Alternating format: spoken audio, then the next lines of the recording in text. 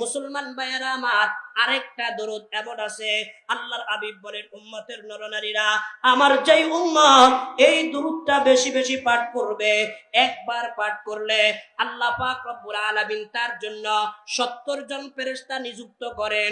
আর এই 70 জন ফেরেশতা এই ব্যক্তির জন্য 1000 দিন পর্যন্ত সওয়াব লিখতে লিখতে আল্লাহর ফেরেশতারা ক্লান্ত হয়ে যায়। সুবহানাল্লাহ। আমার কথা আপনারা বুঝেন?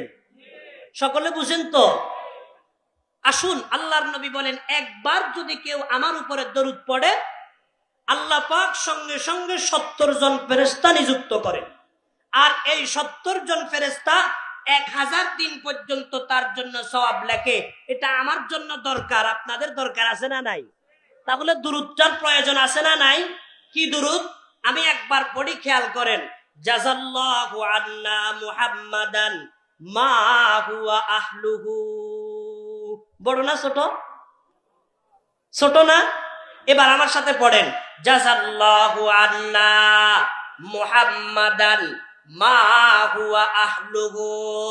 জাযাল্লাহু আন্না মুহাম্মাদান মা হুয়া আহলুহু।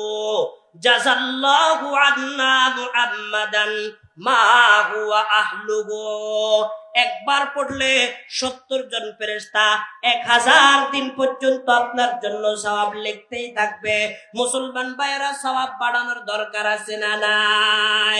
বন্দেগি কুন বন্দেগি গুন বন্দেগি, জিন্দেগি বে বন্দেগি শর্মিন্দগি, তু বরায়ে বন্দেগি কুন याद রাখ, वरना फिर शर्मिंदगी गई याद राख। चंद रोजा जिंदगी गई याद राख, याद अकदुल याम सुबह शाम कर, जिसलिए आया है तू वो काम कर, जिसलिए आया है तू वो काम कर। আমার ভাইয়েরা, আরেকটা দুরুদ আপনাদেরকে শোনাই। আল্লাহর পয়গম্বর বলেন, উম্মত, এই দুরুদটা যদি কেউ জুমার দিন শুক্রবার আসরের নামাজের পরে 80 বার পাঠ করে, আল্লাহ পাক রব্বুল আলামিন ওই লোকটার 80 বছরের গুনাহ আল্লাহ মাফ করিয়া সেই জায়গার মধ্যে 80 বছরের নেক উঠায়া দেন। জোরে বলেন না সুবহানাল্লাহ। কয়বার পড়লে? 80 বার। কোন দিন? জুমার দিন। কখন? আসরের নামাজের পরে। আমরা পড়ি, বলেন তো? কিছু কিছু আছে, বিশেষ করে আমার অভিজ্ঞতা, আমাদের মাদারেসে কওমিয়া, যেহেতু আমি কওমের একজন সন্তান, আমি আমার ঘরের খবর বেশি জানি। আমাদের উস্তাদরা আমাদেরকে জুমার দিন আসরের নামাজের পরে যতক্ষণ এই দুরুদ না পড়া হয়েছে ততক্ষণ মসজিদ থেকে বের হইতে দিত না। আলহামদুলিল্লাহ, উস্তাদদের সেই মুজাহাদা, উস্তাদদের সেই চেষ্টার ফসলে আলহামদুলিল্লাহ আমরা এখনো চেষ্টা করি অন্তত জুমার দিন 80 বার আসরের নামাজের পরে দরুদ শরীফ পড়তে। আলহামদুলিল্লাহ, এটা আমাদের উস্তাদদের অবদান। আল্লাহ আমাদের সকল উস্তাদদেরকে মাফ করে দাও, আমিন। দুরুদটা কি?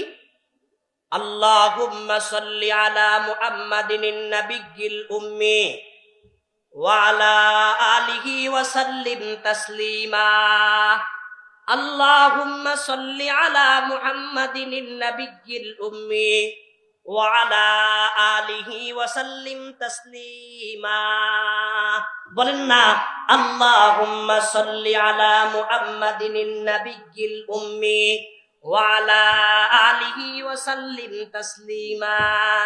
আল্লাহুম্মা সাল্লি আলা মুহাম্মাদিন নাবিয়্যিল উম্মি ওয়া আলা আলিহি ওয়া সাল্লিম তাসলিমা। কি ভাই, দরকার আছে না নাই?